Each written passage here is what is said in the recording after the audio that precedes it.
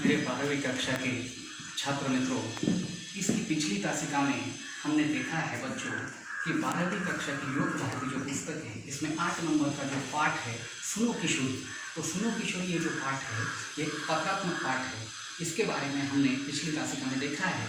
अब उसके नीचे यानी सुनो किशोरी नाम का जो पाठ है उसी पाठ पर पन्ना क्रमांक 46 जो है, पन्ना क्रमांक 46, यहाँ पर पन्ना क्रमांक 46, तो इस पन्ना क्रमांक 46 पर वाक्य परिवर्तन इस प्रकार से एक टॉपिक यानी एक मुद्दा आया है। ये वाक्य परिवर्तन ये व्याकरण का मुद्दा है, इसे आज हम लेने वाले हैं। तो सबसे पहले हम ये देखेंगे कि ये जो वाक्य परिवर्तन है ये क्या है। वाक्य जो होता है ये सार्थक शब्दों का समूह होता है, लेकिन वाक्य के जो प्रकार है वह अलग अलग प्रकार से होते हैं। जैसे कि अर्थ के आधार पर, रचना के आधार पर वाक्य का प्रकारों का पहला भेद है, जिसमें साधारण वाक्य, मिश्र वाक्य, संयुक्त वाक्य, ये 3 प्रकार यानी रचना के आधार पर वाक्य के प्रकार है। लेकिन दूसरा जो प्रकार है कि अर्थ के आधार पर वाक्य के प्रकार। तो यहाँ हम ये जो उपघटक नाम दिया है या सामने है कि वाक्य परिवर्तन अर्थ के आधार पर हमें वाक्य परिवर्तन करना है, लेकिन उसके पहले वाक्य परिवर्तन के पहले अर्थ के आधार पर कौन से वाक्य है और उनका परिवर्तन कैसा किया जाएगा ये हम देखने वाले हैं। सबसे पहले अर्थ के आधार पर वाक्य के लगभग 8 प्रकार हैं, लेकिन हमें यहाँ पर आपकी पुस्तक में जो भी स्वाध्याय दिया है कि पन्ना क्रमांक 46 पर, तो इसमें 6 प्रकार 5-6 प्रकार दिए गए हैं, तो इन्हें हम लेने वाले हैं। तो अर्थ के आधार पर वाक्य के यहाँ पर मैंने शामपट पर लिखा है। पहला प्रकार है अर्थ के आधार पर विधानार्थक वाक्य, दूसरा प्रकार है निषेधवाचक वाक्य, तीसरा प्रकार है प्रश्नार्थक वाक्य, चौथा प्रकार है आज्ञार्थक वाक्य, पांचवा प्रकार है विस्मयादिवाचक वाक्य और छठा प्रकार है संदेहवाचक वाक्य। तो इसका हम पहले विवेचन अर्थात पहले अर्थ देखेंगे। पहला जो प्रकार है यहाँ पर बच्चों, यहाँ जो पहला प्रकार है विधानवाचक वाक्य।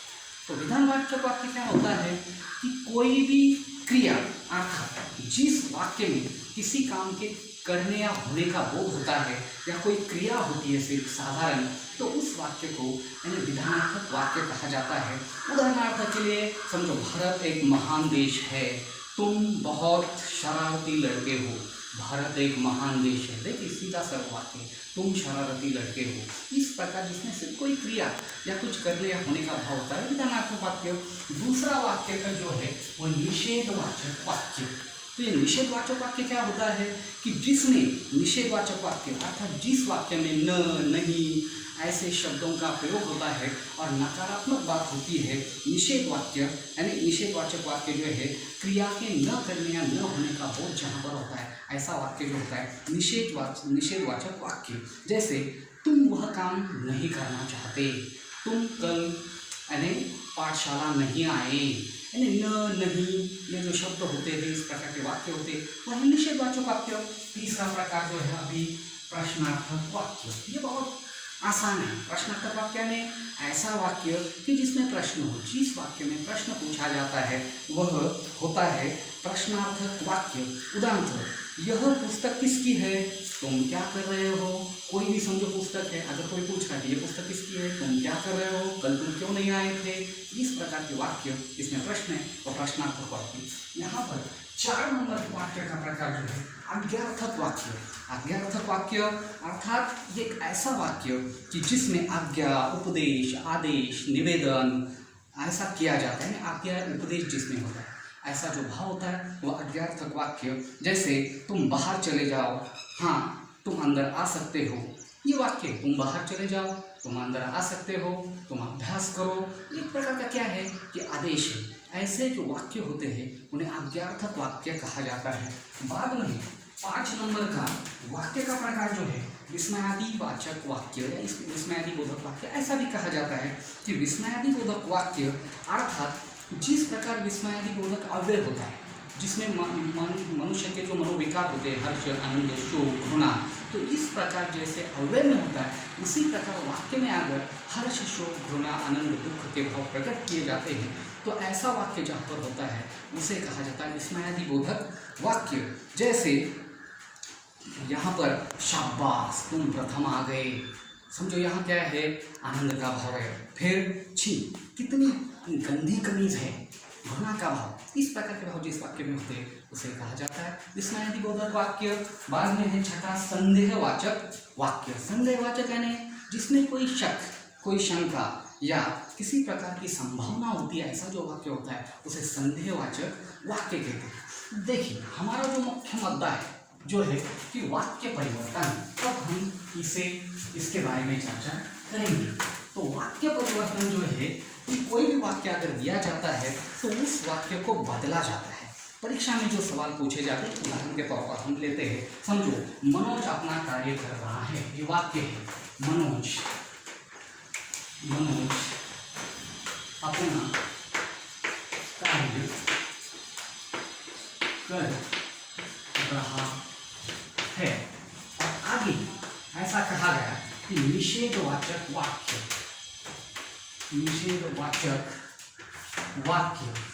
कोष्टक में आता है। परीक्षा में इस तरह पूछा जाता है, इस तरह क्या होगा, उसे बदलना है।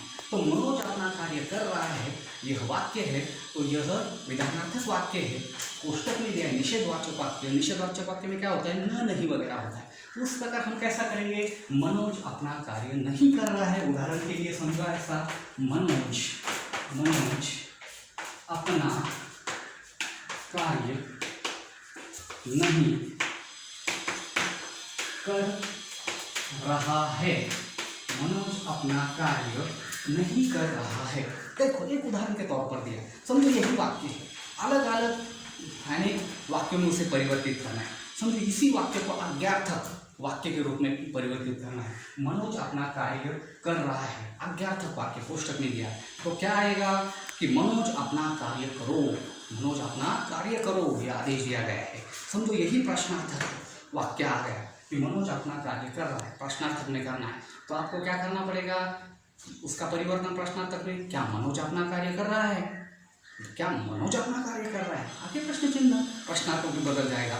अगर उसे विस्मयादिबोधक वाक्य बनाना है तो इसमें क्या है, कोई भाव होते हैं यानी विकार होते हैं मन में, तो उसके अनुसार हावभाव होते हैं। तो मनोज अपना कार्य कर रहा है, विस्मयादिबोधक वाक्य में कैसा बनेगा, अरे मनोज अपना कार्य करे, अरे मनोज अपना कार्य करे, अरे मनोज, बाद में विस्मयादिबोधक चिन्ह।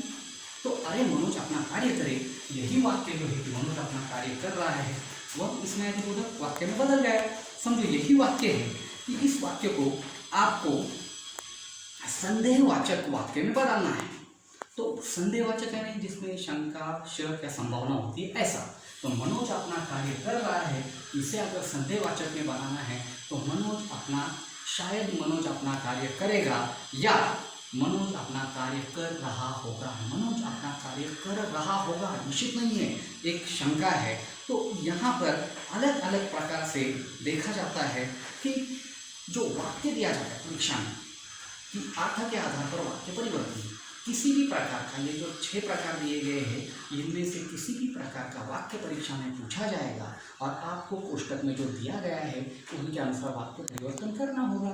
समझो मैंने यहाँ पर उदाहरण लिया कि मनोज अपना कार्य कर रहा है। कोई भी हम पाठशाला जाते हैं, समझो वाक्य है, इसे प्रश्नार्थक वाक्य समझो, आगे आया प्रश्नार्थक वाक्य। तो आपको क्या हम पाठशाला जाते हैं, तो इसके लिए 1 अंक होता है वाक्य परिवर्तन के लिए। तो पन्ना क्रमांक 46 पर पाठ्यपुस्तक जो है इसमें कुछ उदाहरण दिए गए हैं, जैसा कि मैं इसमें से एक उदाहरण आपको ले रहा हूँ कि 6 नंबर का सवाल दिया गया है कि कोष्टक में दी गई सूचना के अनुसार अर्थ के आधार पर वाक्य परिवर्तन करके फिर से लिखिए। यहाँ पर वाक्य दिया है कि मनुष्य जाति की नासमझी का इतिहास क्रूर और लंबा है, और आगे दिया है प्रश्नार्थक वाक्य, अर्थात क्या करना है, उसका प्रश्नार्थक वाक्य करना है। तो मनुष्य जाति की नासमझी का इतिहास क्रूर और लंबा है, तो प्रश्नार्थक वाक्य कैसा होगा, क्या मनुष्य जाति का इतिहास, क्या मनुष्य जाति का इतिहास नासमझी, और यहाँ पर जो वाक्य है फिर से बताता हूँ कि मनुष्य जाति की नासमझी का इतिहास क्रूर और लंबा है। इसका वाक्य कैसे बनेगा प्रश्नार्थक, क्या मनुष्य जाति की नासमझी का इतिहास क्रूर और लंबा है। इस तरह से आप क्या करना है कि आपको कोई भी वाक्य आ जाए तो इसे यानी परिवर्तित करना है। समझो एक और उदाहरण हमने इसमें दिया, ऐसे समय वो तुम्हारी बात न सुने, ऐसे समय वो तुम्हारी बात न सुने, ये एक संदेहवाचक वाक्य है। उसे आगे जाके विधि वाक्य बनाना, विधि यानी विधानात्मक वाक्य बताना। तो उसका कैसा होगा? सीधी सरल तौर पर ऐसे समय वह तुम्हारी बात अनसुनी कर दे, या ऐसे समय तुम्हारी बात सुने वगैरह आप लिख सकते हैं, उसका उत्तर लिख सकते हैं। तो यहाँ